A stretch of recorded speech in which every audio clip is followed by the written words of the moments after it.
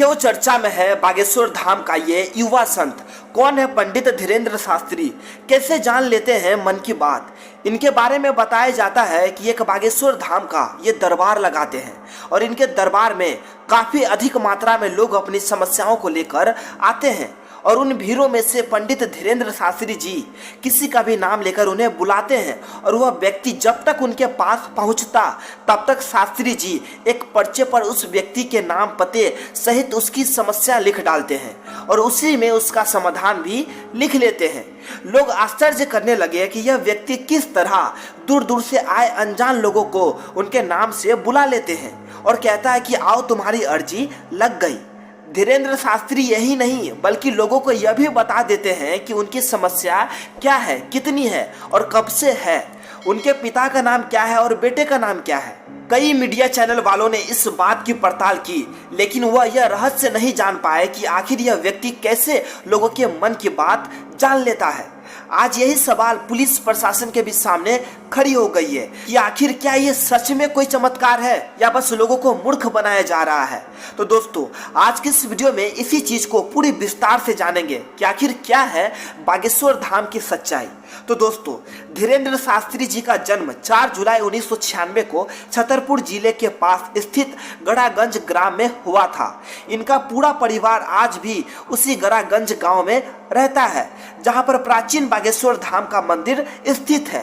यही इनके दादाजी पंडित भगवान दास गर्ग भी रहते थे। इनके दादाजी ने चित्रकूट के निर्मोही अखाड़े से दीक्षा प्राप्त की थी, जिसके बाद वे गड़ा गांव पहुंचे जहां उन्होंने बागेश्वर धाम मंदिर का जीर्णोद्धार करवाया था। यहीं पर धीरेंद्र शास्त्री के दादाजी भी दरबार लगाया करते थे। उन्होंने आश्रम संन्यास आश्रम ग्रहण कर लिया था। धीरेंद्र शास्त्री जी के गड़ागंज वाले घर में माता पिता व उनके एक छोटा भाई भी रहता है। इनके पिताजी का नाम राम कृपाल गर्ग था, जो नशे की आदी थे, जिस कारण वह ज्यादा कुछ करते नहीं थे। इनकी माता जी का नाम सरोज गर्ग है। धीरेंद्र के छोटे भाई शालिग्राम गर्ग जी महाराज है, वह भी बालाजी बागेश्वर धाम को समर्पित है। धीरेंद्र के पिताजी के कुछ न करने के कारण परिवार की आर्थिक स्थिति बहुत खराब थी। 3 दिनों तक खाने का अभाव रहता था। जैसे तैसे घर गृहस्थी चला करता था। रहने के लिए एक छोटा सा कच्चा मकान था जो बरसात के दिनों में पानी टपका करता था। धीरेंद्र शास्त्री ने अपनी प्रारंभिक शिक्षा गांव के ही सरकारी स्कूल से प्राप्त की। उन्होंने 8वीं तक की शिक्षा अपने गांव में ही ग्रहण की, जिसके बाद आगे की पढ़ाई के लिए उन्हें 5 किलोमीटर दूर गंज के गांव स्कूल में जाना होता था। आर्थिक अभाव के कारण 5 किलोमीटर का सफर प्रतिदिन पैदल ही तय किया करते थे। यहाँ से उन्होंने 12वीं तक की पढ़ाई की। इसके बाद आगे की पढ़ाई के लिए उन्होंने कला संकाय से स्नातक में दाखिला लिया, लेकिन आर्थिक अभाव और धर्म में भक्ति और आस्था के कारण उन्होंने बीच में ही पढ़ाई छोड़ दी। धीरेंद्र अपने परिवार के सबसे बड़े लड़के हैं, जिस कारण परिवार का भरण पोषण भी इन्हीं को करना होता था, जिसके चलते यह लोगों के घर में जा जाकर दान दक्षिणा मांगा करते थे। साथ ही कथा व पूजा करके घर का भरण पोषण करते थे। धीरेंद्र के दादाजी बागेश्वर धाम में दरबार लगाते थे। 11 वर्ष की अवस्था में धीरेंद्र ने भी अपने दादाजी के दरबार में अर्जी लगाई।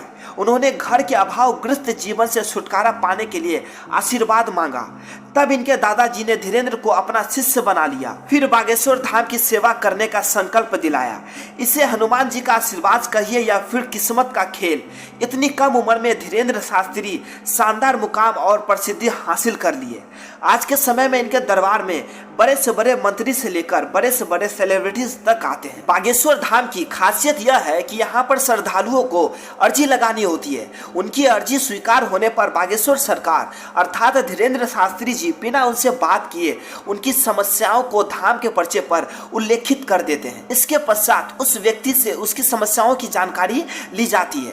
उनसे द्वारा बताई गई सभी समस्याओं पहले से ही पर्चे पर 100% अंकित होती है। इस बात की पड़ताल बड़े बड़े मीडिया चैनल व धर्म को न मानने वालों ने की, लेकिन अंत में उन्हें भी बागेश्वर धाम में होने वाले चमत्कारों के आगे नतमस्तक होना होना पड़ा। बागेश्वर धाम में होने वाले चमत्कारों को लेकर धीरेन्द्र शास्त्री जी का कहना है कि उस दिव्य आत्मा से जुड़ने के लिए ध्यान विधि योग का प्रयोग करते हैं, जिसे त्राटक भी कहा जाता है। साथ ही उन पर गुरु कृपा भी है, जिसके कारण उनके मन में एक ऊर्जा का संचार हुआ अनुभव हो जाता है, जिसके माध्यम से वह सामने वाले व्यक्ति, यहाँ तक कि उनसे हजारों किलोमीटर दूर बैठे व्यक्ति की समस्याओं को भी जान लेते हैं, जिसमें उस व्यक्ति के समस्याओं के अतिरिक्त पारिवारिक जानकारी, उसका नाम व पता सभी कुछ पहले ही बता दिया जाता है, साथ ही उसका उपचार भी हो जाता है। तो दोस्तों, बागेश्वर धाम के श्री धीरेन्द्र शास्त्री बाबा का ये अद्भुत सच्चाइयों को जानकर आप लोगों को कैसी लगी या कमेंट बॉक्स में हमें जरूर लिखें, और वीडियो पसंद आई तो वीडियो को लाइक करना ना भूलें।